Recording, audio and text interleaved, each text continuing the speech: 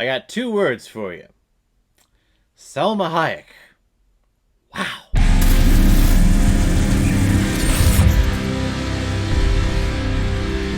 From Dusk Till Dawn, released in 1996 and is directed by Robert Rodriguez, who has also directed such films like El Mariachi, Desperado, The Faculty, Once Upon a Time in Mexico, Sin City, and Planet Terror. Now, this movie always felt like it was a Quentin Tarantino movie to me.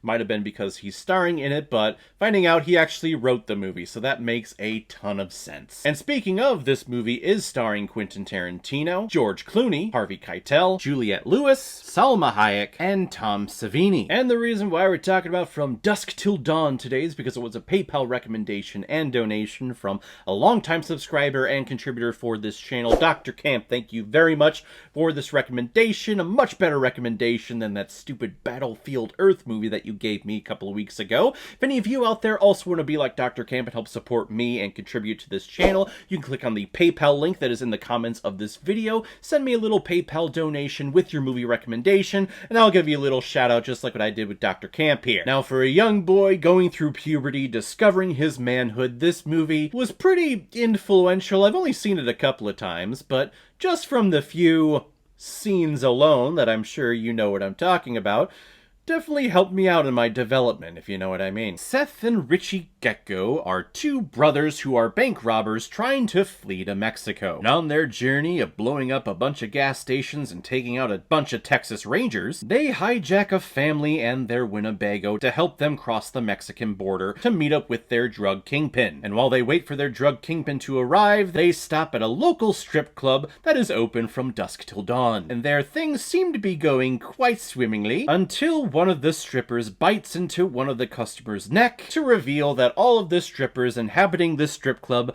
are vampires. So the whole family and all of our crew and everyone that we've been following for the last hour and a half now has to deal with surviving a vampire apocalypse. I love it when scripts and movies are going along a certain way and you think you know where this is going, or the movie's just ending up being like one particular genre, and then all of a sudden they put on the brakes and then they do a complete 180 and we're going in a different direction altogether. That's what this movie is. The vampire stuff comes out of nowhere. It's like, whoa, what the hell? What are you talking about? When did this happen? But I like it. Does that always work in every single movie? No, absolutely not. But when it does work, it's a wonderful joy for me as an audience member. I'd say it's about 50-50 when you're a screenwriter and you're writing something like this and all of a sudden you're like, okay, pause, next page, now it's a vampire movie. I think success rate is at 50-50, and this one is definitely a success because it spawned a bunch of like direct-to-DVD sequels. I think it actually has like a TV series that ran for a couple of seasons, but it just turns out to be a fun and cool little movie. Not to mention you have big names like George Clooney in here, who was just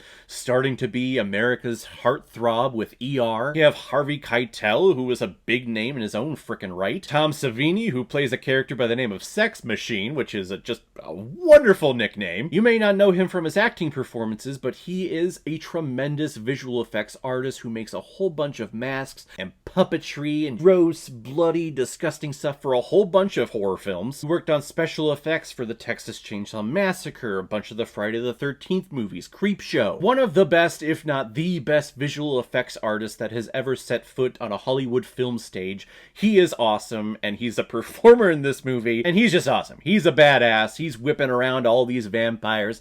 Doesn't turn out very well for him in the end, but for that short little period of time, he's a badass. Quentin Tarantino plays the sex offender brother who's constantly looking women up and down and, you know, wanting to just basically defile them in all of just the most grossest ways. It sounds very Quentin Tarantino-like. I don't know the guy personally, and I know he's never been, you know, convicted of anything or said anything, but he just gives that creeper vibe, doesn't he? Or who knows, maybe I got the creeper vibe from him from this movie. I can't remember which came first, but yeah, he looks like a creeper, Therefore, he does a great job playing a creeper. And Harvey Keitel plays a former minister who lost his faith and is going on this much-needed vacation because his wife recently passed away. I believe he said to cancer or to some, fatal disease, unfortunately, so he's taken his whole family with him. Boy, did they check into the wrong hotel at the wrong time. Everything could have been avoided if they would have just stayed in the Winnebago and not checked into a hotel, but no,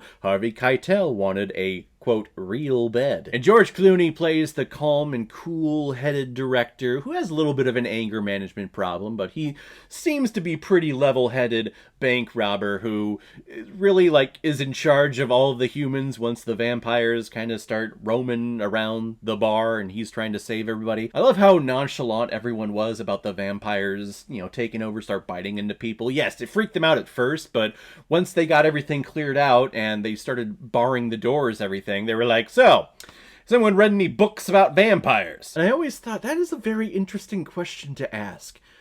Because, has anyone read any books on vampires? Yeah, I guess, but, it was in the fiction section. What good is me reading a book about vampires when we didn't think that they were real? The stuff in the book could have not been real or accurate on how to take them out. We can give it a try. I guess a lot of it does come true, but it's like, who's read books about vampires? I'm just thinking, if the zombie apocalypse ever happens, who's gonna, turn to their comrades and be like, okay, who's read any books about zombies? Because all of us are gonna raise our hands, but we're all gonna be like, I have, but that doesn't give us any, valid things until we actually try them out. I don't know. It was one of those moments where I just, paused and laughed, and I was like, that's a weird question to ask, but I don't know. Maybe I'm thinking too much into it. I need to focus more on Salma Hayek. Let's focus on that. She is,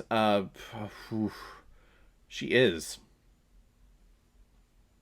From Dusk Till Dawn, it feels like a Quentin Tarantino movie. There's a lot of dialogue in here, a lot of nonchalant dialogue where it's just kind of random stuff and people just randomly talking, but there's a bunch of gore and fights that are about to go down. But that's the nice thing about Tarantino's work, is that he gives you a lot of that naturalistic dialogue of people just shooting the shit, because that's what people do in their everyday life. It's just that in a Tarantino film, after you get all that nonchalant bullshitting going on, all of a sudden here comes a whole bunch of bullets and guns and fire and gore and stuff. From Dusk Till Dawn is a lot of fun. It's a fun-ass movie. It's a fun-ass time. It's a great little pivot and turn when it comes to film genres in here. And I like that it's an open-ended ending. I haven't seen any of the so-called sequels to this film, but I'm actually very interested to see them, though, because I'm interested in this world of where vampires exist and have existed for thousands of years, because at that very end, when everyone's driving away, we pull back from the bar and we see, oh, there's an Aztec temple that's built into the cliffside of this bar where everything is at. So I definitely want to know more about the lore of what's being generated here. I'm going to give From Dusk Till Dawn 4 out of 5 Blu-rays. I like it a lot. So guys, if you've seen From Dusk Till Dawn, what did you think about it? Or if you've never seen it before and you stumbled across it because of this video, then comment below, let me know what you thought about it. And as always, if you like what you see here, if you like my take on movies, then hit the subscribe button and make sure you hit that bell. See you all the next time I'm releasing my next movie review. So guys, I will see you next time on the channel, but in the meantime, be well, be good to each other, and go watch a movie. Take care, guys.